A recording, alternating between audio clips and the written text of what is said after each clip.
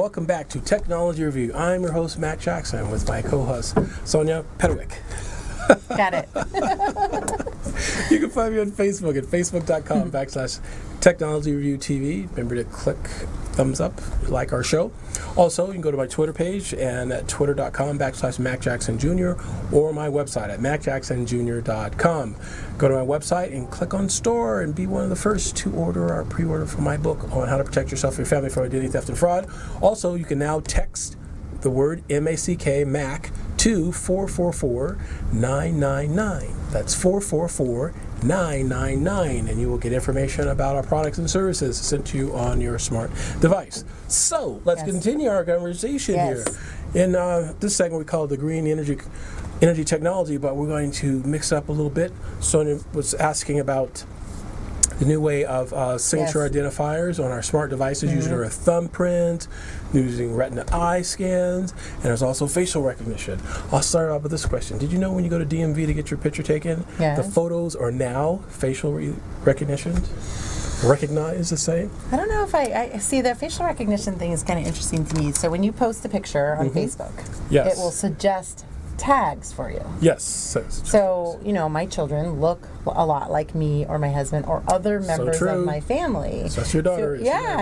But it's funny sometimes because if it finds like my son and it thinks it's my nephew or my brother, that's the facial recognition piece. So it makes me feel as if there's room for error. Correct. Because people look like each other, right? It's not 100%. You're right. Yeah, we all have doppelgangers out there. Yes, doppelgangers. Wow, doppelgangers. That's a tongue twister. I thought your name was bad to pronounce. Try doppelgangers. But, you know, isn't there room for some error there in that? Because it's always doing it. And even my daughter, although she looks like me, she often will get a suggested tag for my mother-in-law or my sister-in-law. Right? And so if she goes to the DMV and they're like, oh, you look like this person or that person, not who you are.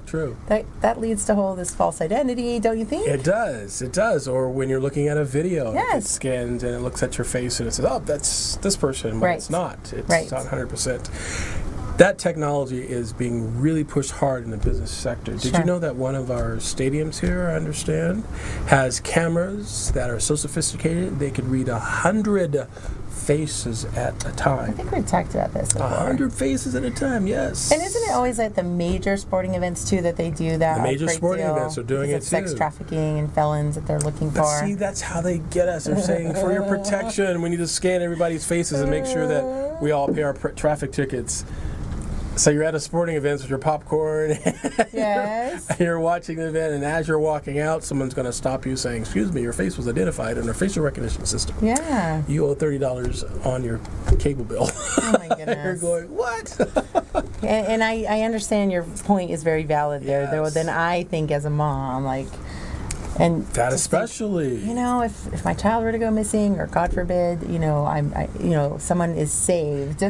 Because of this. True, but it's getting the technology is moving so fast now. Yeah. There are satellites in space that can actually do the scanning as well. So think about it. If you can scan on a face from 100 yards away, a couple of miles in space, someone's walking down the street, a missing child, a missing a parent, a missing grandparent. Right. Do facial recognition. Satellite can scan them and find where they're at. Now, it sounds like that's really nice and cool, but think about it, folks. I know. It's like our liberties versus our security. We need to really understand the two and protect both. Yes, because there has to be a balance. I like that. I should write that down. That's that was profound. Put a hashtag behind that one. Got to protect both of those, right? And we need to. So what do you think about that for accessing your device? Like for fingerprint or retina? I think it's all good, but it should be in Q&A. We should QA all this stuff. What's happening is moving so fast that we don't have time to actually test it and look at all the what if. In law school, one of the things they taught us and we learned is foreseeability. Foreseeability. What could go wrong? Yes. What can happen? And we always want to look at what could go wrong and what can happen in any instance before we put it out there.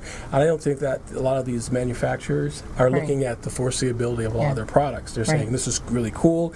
It made these 100 tests. We're going to test it, and it passed all 100 tests. But that 101 test that they didn't do is the one that will break it.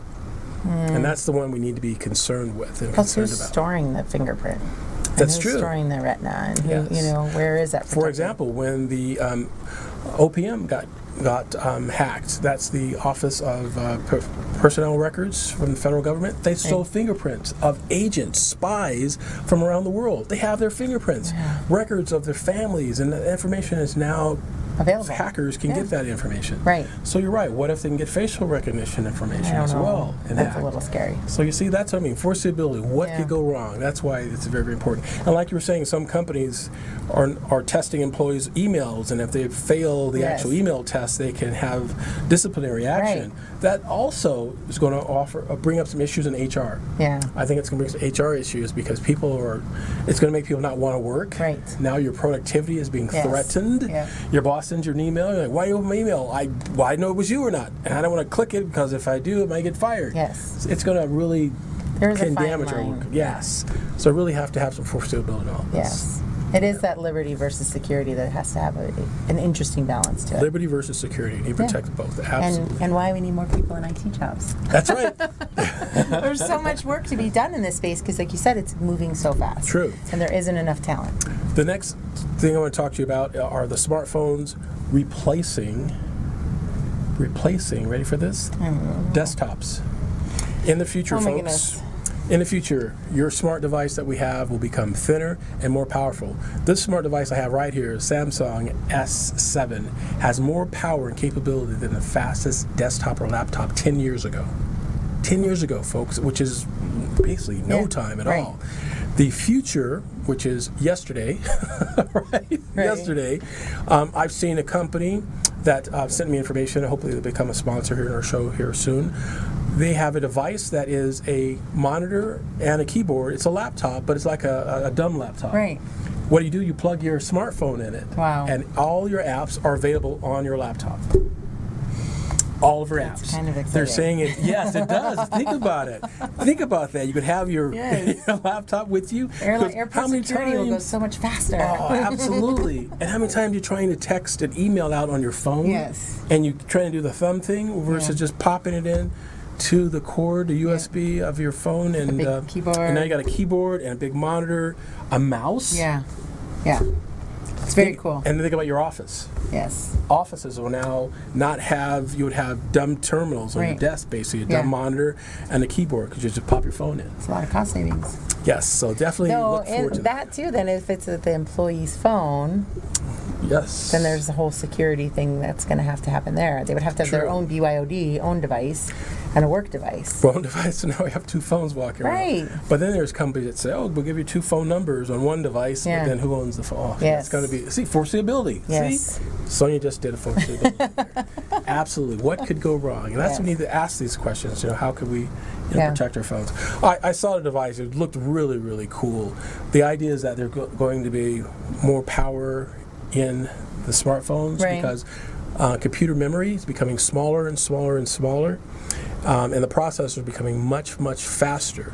The new phones that are coming out will be even twice as fast as the current phone. This is next year. Twice as fast, right? Yeah.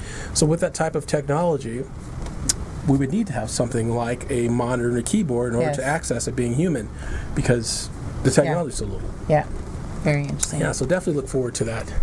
Cool stuff, cool stuff. So let's talk about Tesla, since we're in our green energy technology. What was the last Tesla watch? It's almost like a slug bug. Remember that from the Volkswagens? Yeah. What do you think about this whole Tesla? So I'm behind on it. I meant to study up on it. So what's going on the latest? Because I Tesla honestly Model don't know. 3. Planning to be released. The Model 3, folks. Tesla Model 3. If you haven't seen it, definitely need to go to TeslaMotors.com. So what's different with the 3 then? 3 will be the smaller version of the Model S, but it's going to be massively produced, and it's going to sell for $30,000. $30,000. Okay. Yeah, and it's going to have less features.